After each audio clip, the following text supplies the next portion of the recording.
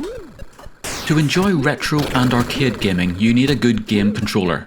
So let me show you how to get that real arcade feel as easily as possible.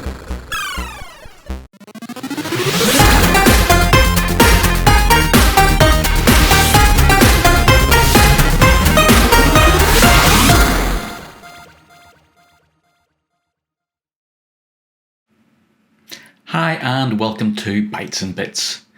If you enjoy retro gaming and retro arcade gaming, then you need to get hold of a good game controller to make those games that bit easier to play.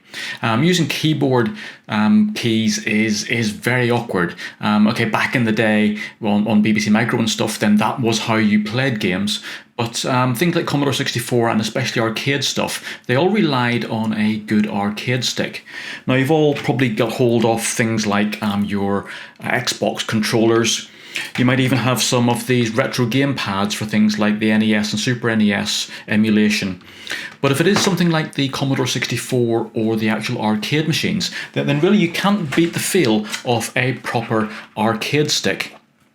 And that's really what we're going to talk about today, on how we can get hold of these and put them together and then plug those in and really get that authentic arcade feel or Commodore 64 feel for those games. So let's have a look at what's available and how we can put them together. So there are a number of options in getting that true arcade feel. One of course is to actually buy a full-sized arcade machine, and there are a number such as this AT Legends game, and again that is a full gaming machine all in one big stand-up cabinet. And again, pretty hefty price tag, but of course it does have everything you need: screen, buttons, computer and everything all preloaded into that.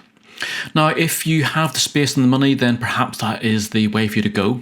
If you want something just slightly smaller, then you can of course go for something like a desktop Raspberry Pi powered gaming console. So again, these ones come with everything you need, all the buttons, the screen and the Raspberry Pi inside that, and that will let you play all of your arcade games to your heart's content.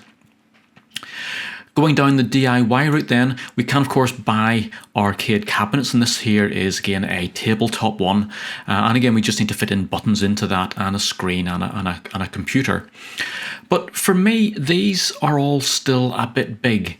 You obviously have a dedicated system then to your arcade play, and that has to live somewhere. And if you don't have the sort of space to have that lying out all the time, then really you need to go a different route.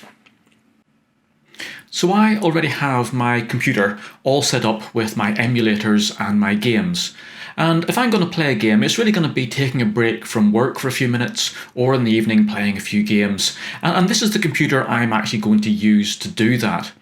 So really all I need is a box with some buttons on it. A couple then for putting coins in and starting the game. A joystick for movement, a few more buttons then for our fire and our sort of various other controls. And then I'll need the whole thing to be on the end of a USB lead, so I can just simply then, when I want to use it, take this out and plug it straight into my USB port, and I'm ready then to play with my arcade stick. So to put this sort of setup together, there are four things that you need. You'll need a joystick, you'll need a set of buttons, you'll need a box to put it in, and then if I open up the box, you'll see there is a USB encoder which actually connects then the buttons to your computer. Putting everything together is really straightforward. For each of your buttons, you'll need to take one of your wires. There will be spade connectors at one end which simply push onto the button connectors. It doesn't really matter which way around they go because it's just a switch. Then threading that through the hole, you should find your button just simply pushes into place, and that should then of course snap into position. The other end of the wire then, with the little Molex connector, that then plugs into one of the positions on your encoder board, and really that's all you need to do. Just repeat that process then for the rest of the buttons. Your joystick, you'll use the ribbon cable that should come with your wiring loom, and that will go from the joystick position on your encoder board and plug into a mating connector then on your joystick itself.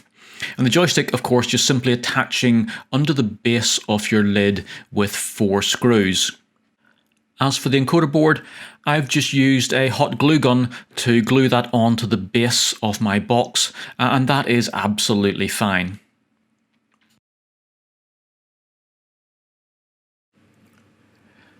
So the only really technical thing you have to get right is to get the buttons connected up the right way round. So I'm going to base mine on this retro controller, which is a Super NES controller, which has the main buttons on the front and then a left and right shoulder buttons here. So if I come into my Windows and if I look up my USB game controller settings, you can see I there have my gamepad plugged in, and if I go to properties for that, what I can do here is I can have a look and see which buttons map to which on the screen. So if I hold this here, you can see that my joystick maps to the D-pad, and that is fine. So whenever I connect up my joystick on my arcade machine, I just simply need to make sure that I get it the right way around so that up is up. On the button side then, if I press the buttons on here, so my X button you can see is button number 1, A is button number 2, Y is button number 4, and B is button number 3. So I have my 1, 2, 3, 4 buttons here. My shoulder buttons then, left is 5, right is 6, and my start and select button, so select is button number 9 and start is button number 10. So I now know which buttons on this controller relate to which buttons on my USB game controller on the PC. So really all I have to do now is to make sure that this button layout, that I mimic it on my arcade machine. So to work out which connector on the encoder was which, I took a single button, connected my encoder to my computer, and then tried the button in each of the positions on the encoder, and then had a look at the USB game controller to see which actual button position that was. And as you can see from the final layout, they were all laid out in order from 1 to 10 along that edge. So that really is all there is to building up one of these arcade controller boxes. Cost-wise then, obviously the buttons are one thing you have to buy, and they'll come in at about £25 to £30, and that usually includes the encoder. The box then, again, if you're going to make one, well, that's obviously just the parts for that. Or if you're going to buy one, again, that's another £25 to £30. So you're looking around about sort of £50 to £60, and I'm sure it's $50 to $60 as well for one of these just bought off the shelf. And as you can see, putting it together is pretty straightforward. I'll put some links in the description down below so you can go and find these quite easily on either eBay or Amazon. And as usual, if you've enjoyed the video, please do like and subscribe, as every subscription does help build our channel and get more videos out there.